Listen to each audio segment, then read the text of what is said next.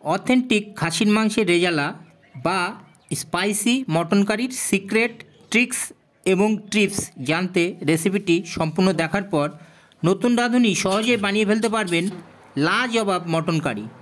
তাহলে কথা না বাড়িয়ে চলে আসি মূল রেসিপিতে। প্রথমেই ডুমো করে কেটে রাখা আলু লবণ হলুদ সহযোগে বয়েল করে জল ঝরিয়ে রাখুন। একটি কড়াইতে চর্বি হাড়যুক্ত 1 কেজি মাংসের জন্য 200 গ্রাম সর্ষের তেলে কয়েকটা ছোট বা গ্রিন এলাচ, 2-3 টুকরো দারচিনি, 3-4টে লবঙ্গ 1-2 মিনিট ভেজে 3-4টে শুকনো লঙ্কা, 2টো তেজপাতার ফোড়ন দিয়ে তাতে 150 গ্রাম পেঁয়াজ কুচি, 20 গ্রাম রসুন পেঁচা লালচে করে ফ্রাই করে কিছুটা ভাজা তুলে আলাদা করে রাখুন। বাকি মশলার মধ্যে সবে ধুয়ে নেওয়া মাংস অ্যাড করে 3-4 চামচ লবণ অ্যাড করে 3-4 মিনিট কষিয়ে বেটে রাখা লঙ্কা পেস্ট, 15 গ্রাম আদা পেস্ট দিয়ে 8-9 মিনিট হাই ফ্লেমে ভালো মতো নেড়েচেড়ে কষান। এই সময় কারিতে 2-4 চামচ পরিমাণ কাশ্মীরি রেড চিলি অ্যাড করুন। উপরি পর্যন্ত জল ঢেলে 2-3 মিনিট ফুটিয়ে কুকারে ট্রান্সফার করে 8-10টা সিটি দিয়ে প্রেশার রিলিজ হওয়া পর্যন্ত রেস্টে রেখে দিন।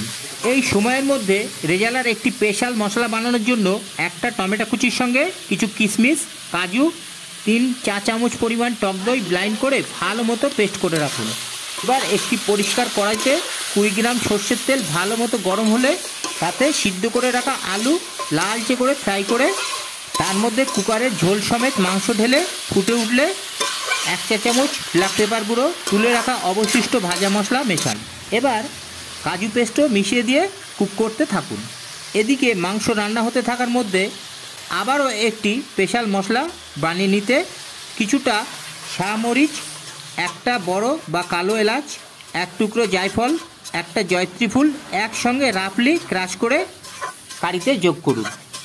গ্রেভি ঠিকই হয়ে আসলে 2 চা চামচ মিট মশলা অ্যাড করে নামানোর 2 মিনিট আগে শুদ্ধ গা ঘি অ্যাড করে মাটির ভাঁড়ে সার্ভ করুন। This special unique style mutton curry recipe is brought to you by selling. খাসির মাংসের যে একটা স্পেশাল গন্ধ থাকে সেটাকে দূর করতে হলে কারিকে অবশ্যই মাটির ভাঁড়ে সার্ভ করুন। দেখুন একটা অথেন্টিক ফ্লেভার পাবেন। তাহলে দেখা হচ্ছে নেক্সট ভিডিওতে। ততক্ষণ পর্যন্ত সকলে সুস্থ এবং ভালো থাকুন এই কামনা করি। যাওয়ার আগে সকলকে টাটা বাই বাই বলে বিদায় নিচ্ছি। রান্নার প্রসেস আগে সমস্ত কিছু বর্ণনা করে দিলাম। এবার রান্নাটা কিভাবে হচ্ছে আপনারা দেখতে থাকুন, সম্পূর্ণ ভিডিওটা দেখুন, অবশ্যই বুঝতে পারবেন আশা করি। নেক্সট টাইম বাড়িতে অবশ্যই একবার এভাবে ট্রাই করে দেখুন। অন্যান্য সমস্ত রেসিপির থেকে একটু হলেও আলাদা হবে, কথা দিচ্ছি। আর টেস্ট দুর্দান্ত হবে, তা আপনারাও দেখে বুঝতে পারছেন এবং আমরা তো খেয়ে বুঝতেই পেরেছি। মাঝে মাঝে এরকমভাবে আমরা বাড়িতে বানাই।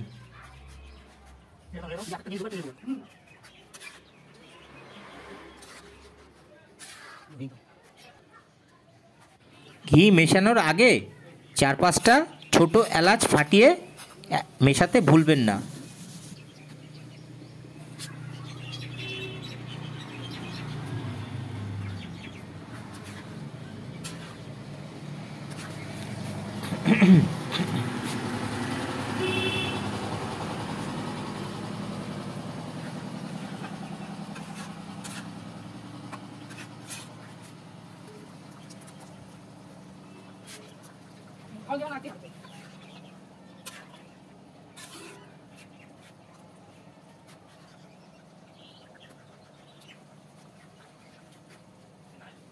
Yes.